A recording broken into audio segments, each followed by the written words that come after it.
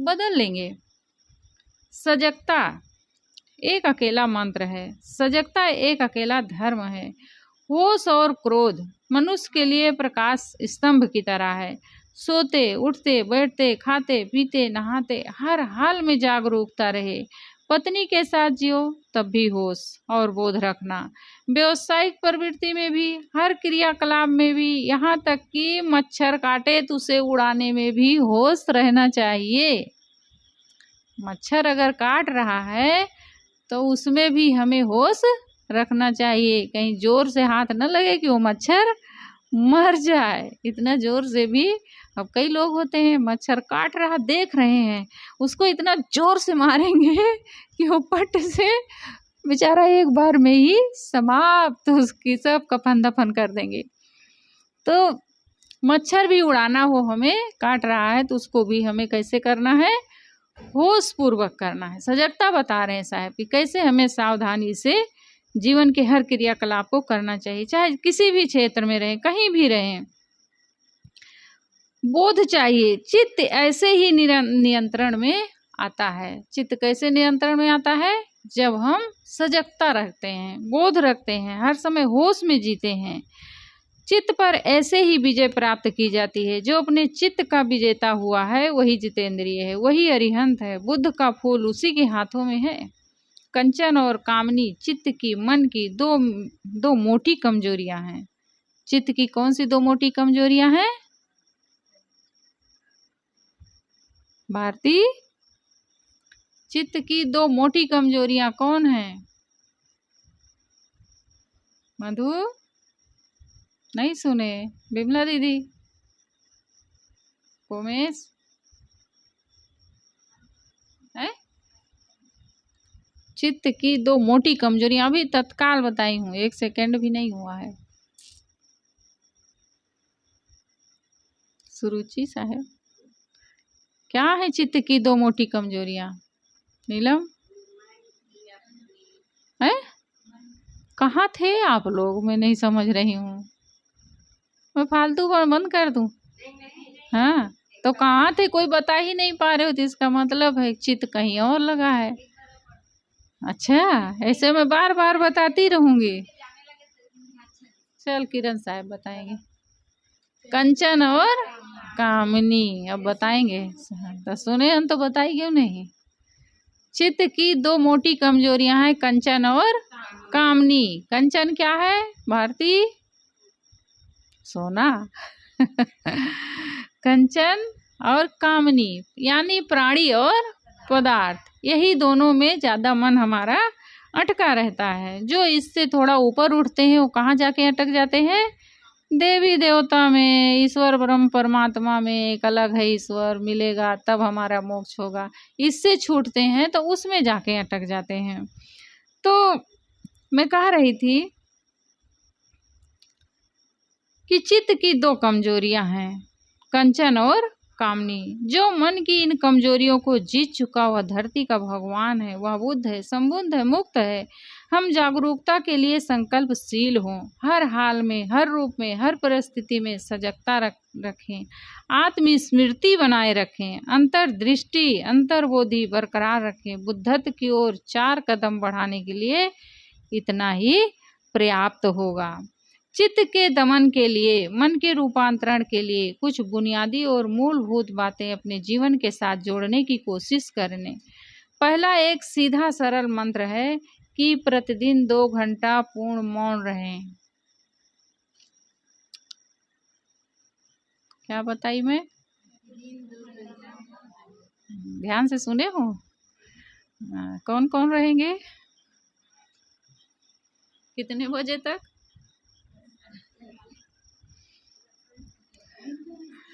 हाँ, 4 बजे से ही शुरू कर देते हो कोई कोई बोलना।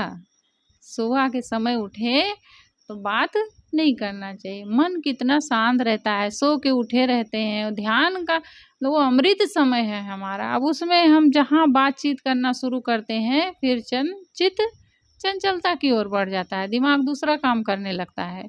तो उस समय कम से कम 2 घंटा तो, और नहीं तो 7 बजे तक रहने का प्रयास हमें करना चाहिए। बहुत ज़रूरी हो तब भले थोड़ा बोल लेना चाहिए। 7 बजे तक ना रहो तो कम से कम सत्संग जब तक नहीं शुरू होता 6 बजे तक तो रह ही लो, इतने बहुत बड़ी उन्नति हो जाएगी। और आगे अगर 7 बजे तक रह लिए तब तो और आगे बढ़ जाएंगे। तो कम से कम 6 बजे तक तो नहीं बोलना चाहिए। कोई भी सुबह उठो, कोई बोलाने का प्रयास कर रहा था, हट जाओ, इशारा करे और बहुत कम शब्दों में उत्तर दो। सुबह से ही आवाज़ होना नहीं चाहिए, इतना शांति से काम करना चाहिए सुबह उठ करके। बहुत सुंदर समय होता है। हम लोग सुबह से उठे और झाड़ू पोछा लेकर ही, यहाँ झाड़ू नहीं लगाए तो यहाँ ऐसा नहीं किए तो वहाँ पोछा नहीं किए, सुबह से ही शुरू हो जाता है। तो सुबह के समय बचना चाहिए, अपने आप को बचाने की कोशिश करना चाहिए कि हम कम से कम बात करें, तभी हम ध्यान में उतर पाएंगे। ऐसे ध्यानवान नहीं होगा क्या 1 घंटा आँख मूंद के बैठ लिए तो सोच रहे हैं हम बहुत बड़ी उन्नति कर रहे हैं, कुछ नहीं बनेगा इससे काम। तो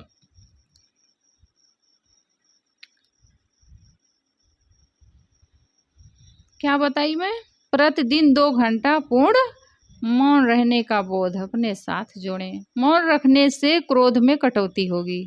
अगर मौन रहेंगे तो क्रोध में कटौती होगी और शांति की समझ बढ़ेगी। मौन स्वयं ही अपने आप में शांति की साधना है। ये एक ऐसी साधना है जिसमें करना कुछ नहीं पड़ता, बस केवल मौन रहने का भाव ही हमें इस साधना का परिणाम दे देता है।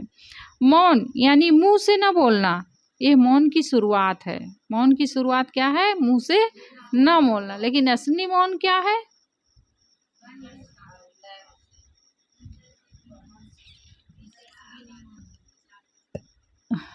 आर्य मौन। आर्य मौन होना चाहिए, यानी हम इशारा भी नहीं करेंगे किसी को इशारा में भी बात ना करना है, इसको क्या कहते हैं? आर्य मौन बोलते हैं। तो मुंह से ना बोलना, ये मौन की शुरुआत है। मौन यानी कान से ना सुनना, ये मौन की अगली कड़ी है। मौन यानी मन से ना सोचना, मन की उहापोह से स्वयं को बचाना, ये मौन की आखिरी सीढ़ी है।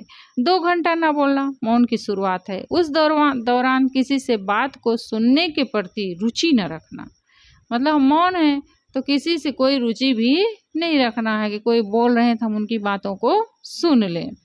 मौन की प्रगाढ़ता है और उस दौरान मन को शांत साक्षी भाव में रखना मौन की परिपक्वता है। शांति का लक्ष्य लिए हुए आप मौन को अपने जीवन से जोड़ें, आप पाएंगे कि अपने चित्त का दमन करने के लिए पहला सार्थक कदम बढ़ाया है। दूसरी बात यह निवेदन करूंगा कि आप हर समय अपने आप को प्रसन्न और मधुर रखें। दिन में जब भी आपको अपनी याद हो आए, आप अपने में मुस्कुरा लीजिए। जब याद आए अपने आप की तो क्या करना है? मुस्कुरा लेना है, भीतर भीतर खुश। आपको आपकी चिंता अवसाद घुटन से मुक्त रखेगी। मानसिक आरोग्य लाभ और पॉजिटिवनेस के लिए मुस्कान और प्रसन्नता से बढ़कर और कोई टॉनिक नहीं है। आप एक काम करें, सुबह उठते ही अपने उस दिन की शुरुआत मुस्कुरा कर कीजिए। आँख खुलते ही 1-2 मिनट हंस लेना। अभी नहीं भैया कि सुबह से ही हा हा हा हा शुरू कर दो अब योगा करते हैं तो उनकी बात अलग है, लेकिन ऐसे ही नहीं कि जिसको देखो उसी को सुबह सुबह दांत निकालते रहो आप लोग ऐसे भी मत करना। मुस्कुरा लेना, यानी कि मन में एक प्रसन्नता का भाव आ जाए। ये मन का व्यायाम हुआ। मन का बोझ, मन का प्रमाद दूर करने के लिए और मन में ऊर्जा उत्साह का संचार करने के लिए यह प्रयोग सारे संसार में लागू किया जाना चाहिए।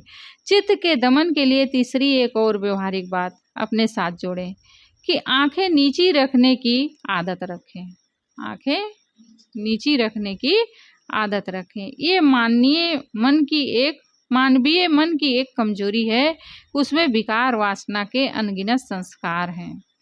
आँखों को नीची रखने से सड़क चलते निमित्तों से हमारा मन जो विकृत और अनियंत्रित होता है उससे काफ़ी हद तक बचा जा सकता है।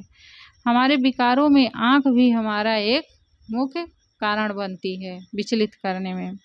इसीलिए किसी से भी बात करो तो आँखें झुका करके नीचे, मतलब लगातार किसी के चेहरे को देख करके एकटक बात नहीं करना चाहिए। वहाँ से अपनी नज़र दूसरी ओर घुमा लेना चाहिए, नीचे देख लेना चाहिए। एकटक किसी के चेहरे को नहीं देखना चाहिए, ये भी हमारे विकार बनने में बहुत बड़ा कारण बन सकती है। किसी से भी बात करो और लेडीज है जैसे नारी घाट है, तो पुरुषों को भी कभी ऐसे बड़ों से तो ऐसे भी नहीं चेहरा मिला करके या नज़र मिला करके बात करना चाहिए अपने से बड़ों से। और मान लो कोई पुरुष घट है तो उसके चेहरे को तो थोड़ा देख लो, बाकी अपनी नज़र झुका लो। पूरा एकदम देख करके बात नहीं करना चाहिए, बराबर उसके चेहरे को हम देख करके ही बात करते रहें। तो यह एक तरह से दृष्टि संयम है। मन के संयम के लिए दृष्टि संयम बुनियादी बात है। दृष्टि संयम बहुत जरूरी, विशेष तौर पर जब आपको लगे किसी भी दृश्य या निमित्त के कारण मन दूषित विचारधाराओं से घिर चुका है, आप तत्काल अपनी पलकों को आधी झुका लें, आंख नीची कर लें। आप आश्चर्य करेंगे कि मात्र 5 सेकंड में ही आपका मन शांत हो चुका है। आप में मात्र 5 सेकंड में ही आप में संकोच, धैर्य और लज्जा का जन्म हो चुका है। आंख नीची रखना एक मामूली सी बात है, लेकिन आत्म विजय के लिए एक बहुत बड़ा उपयोगी तत्व है। मैं एक बात और निवेदित कर दूं कि ये जागरूकता रखें कि हमारा मन शांत और खाली रहे। ये सच है, मन को खाली रखना कठिन है, पर दिन में जब जब अपने को सुझाव देते रहें, मन शांत हो, विचार शांत हो। मेरे मन का आकारथ क्या लिखे हैं,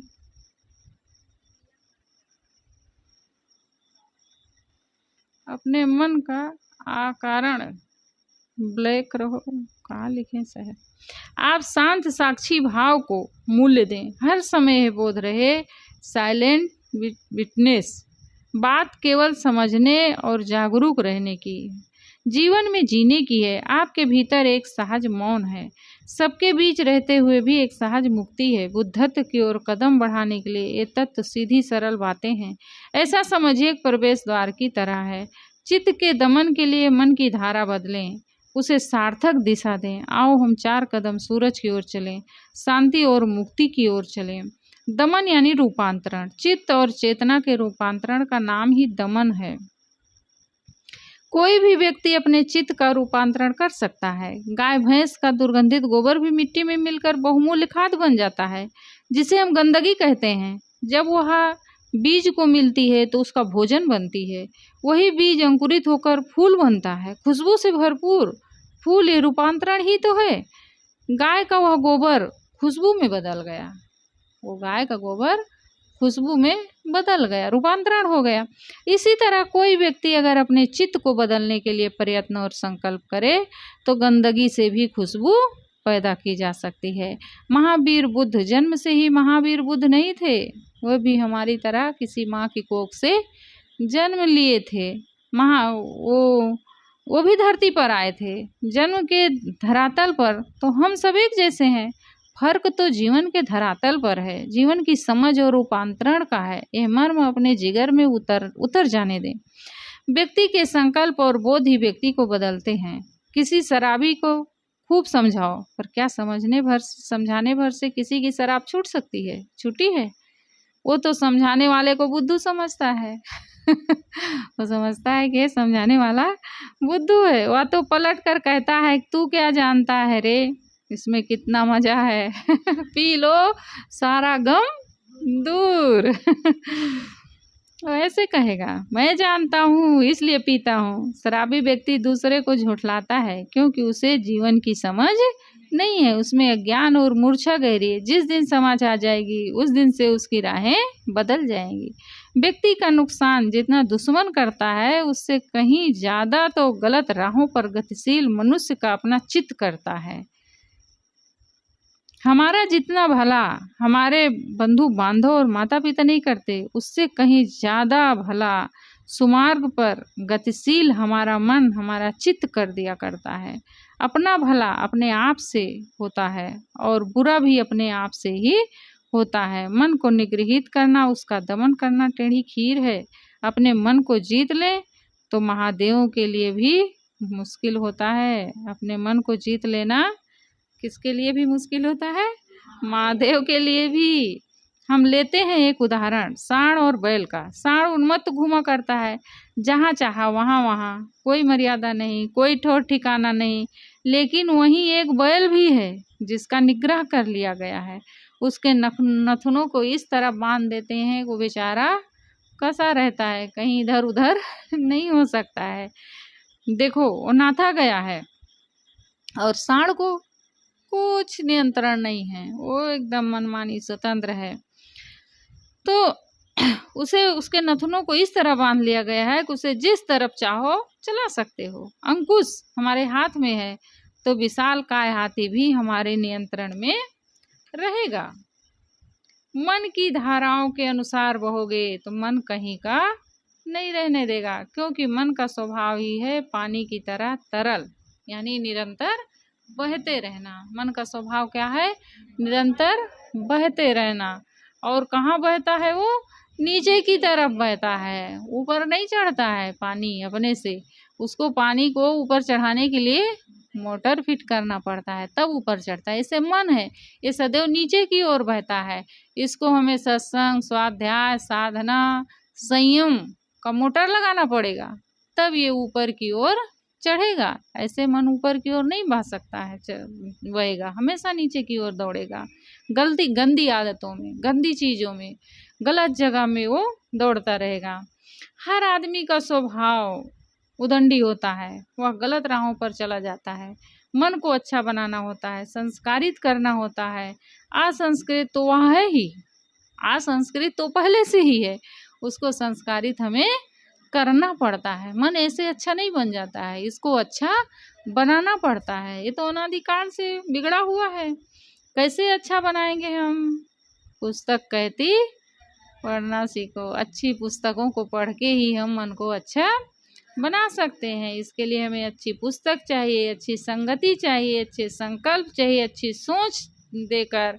मन और चित्त का स्वभाव कभी अच्छा नहीं होता है।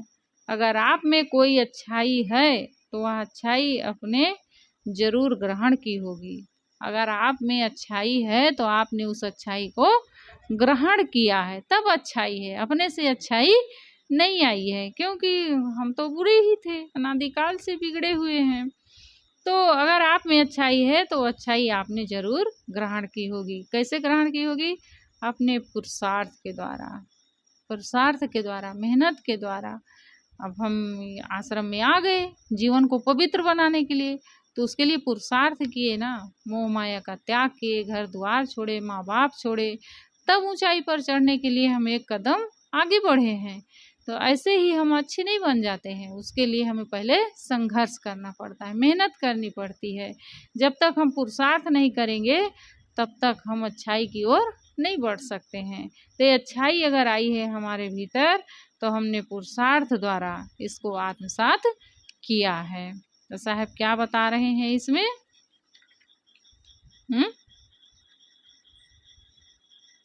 हमें अपने आप को बदलना पड़ेगा, बिना बदलाव के हम आगे नहीं बढ़ सकते हैं। इसके लिए बहुत सारे साहब इसमें उदाहरण दिए हैं, मन को कैसे हमें निगृहित करना है, कैसे इसका दमन करना है, कैसे इसको हम करेंगे, कैसे इसको नियंत्रित करेंगे। इसमें सांड का और बैल का साहब उदाहरण दे रहे हैं कि सांड है वो अनियंत्रित घूमता रहता है, तो वो कहीं का नहीं है।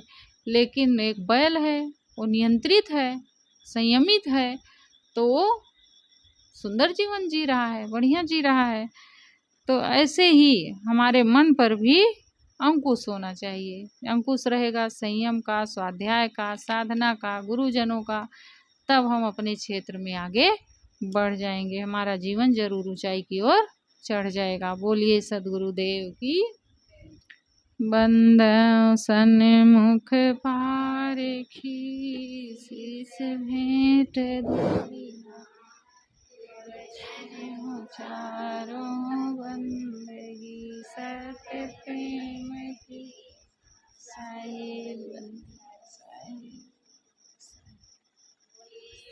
देव की जय, संत समाज की जय।